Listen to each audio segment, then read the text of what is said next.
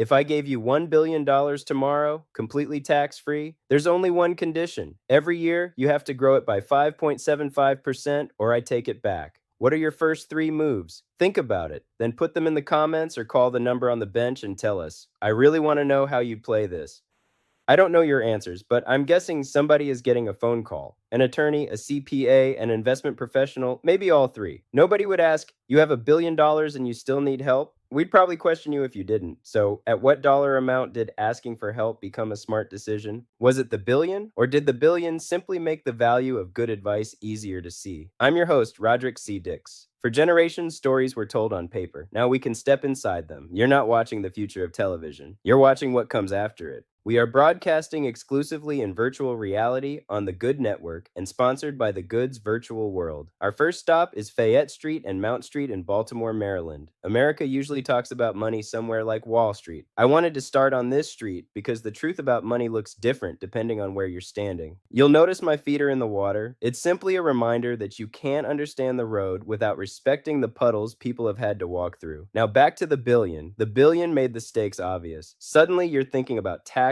investing, protection, risk, and who you trust to help. The zeros didn't make those things important. They made them harder to ignore. Most of us already have a financial life. We earn, spend, save, pay taxes, receive benefits, support people we love, and prepare for what comes next. An advisor doesn't create that life. You bring it with you. A good advisor helps you understand how the pieces connect, and there's a reason another perspective can be useful. Behavioral science shows that we naturally give more attention to what's happening now than what may happen years from now. Think about your refrigerator. It starts making a strange noise, so you open it, everything's cold, and you close it. A week later, same noise, still cold. Eventually, you and the refrigerator have an understanding. It makes the noise, you mind your business, and life goes on, until one morning you open the refrigerator and nothing is cold. The problem didn't suddenly become real that morning, it just became urgent. Money can work the same way. Retirement, emergency savings, and protection are easy to push down the list when everything seems fine. Today has a way of demanding our attention, while the future is usually much quieter. Planning simply gives that future a voice. So what does a good advisor actually do? Think about GPS. You choose the destination, while GPS helps you understand where you are, shows you different ways to get there, and adjusts when something changes along the way. A good advisor should work in a similar way. They should listen before recommending, teach before expecting a decision, explain the trade-offs clearly, welcome your questions, and remain available after the paperwork is signed. And you should ask questions. Why this? Why now? What are my alternatives? What happens if I wait? Those aren't difficult questions to ask an advisor. Answering them is part of the job. There's also an important difference between having financial products and having a financial plan. Life insurance, retirement accounts, and investments are all tools, but tools need direction. You can buy the best hammer, drill, and saw in the world and put them in the middle of an empty lot, but you still don't have a house. You need a blueprint.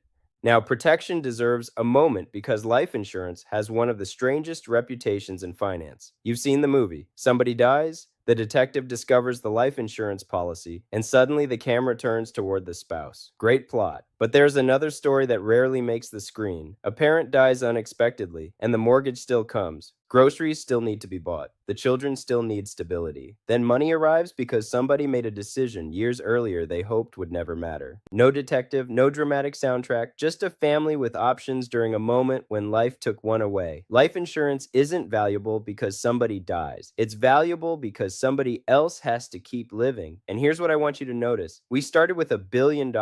But somewhere along the way, this stopped being a conversation about $1 billion.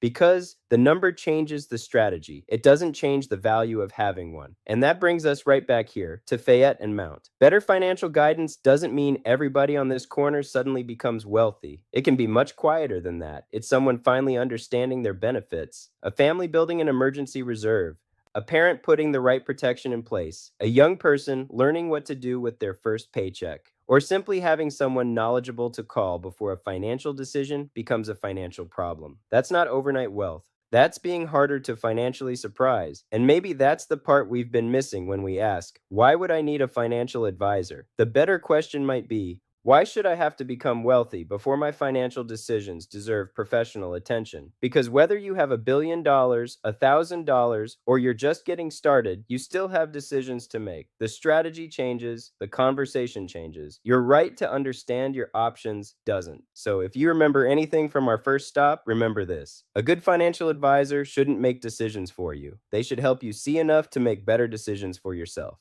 That's the value. That's the standard. And ultimately, that's the goods. Now, I still want to know your first three moves with my $1 billion.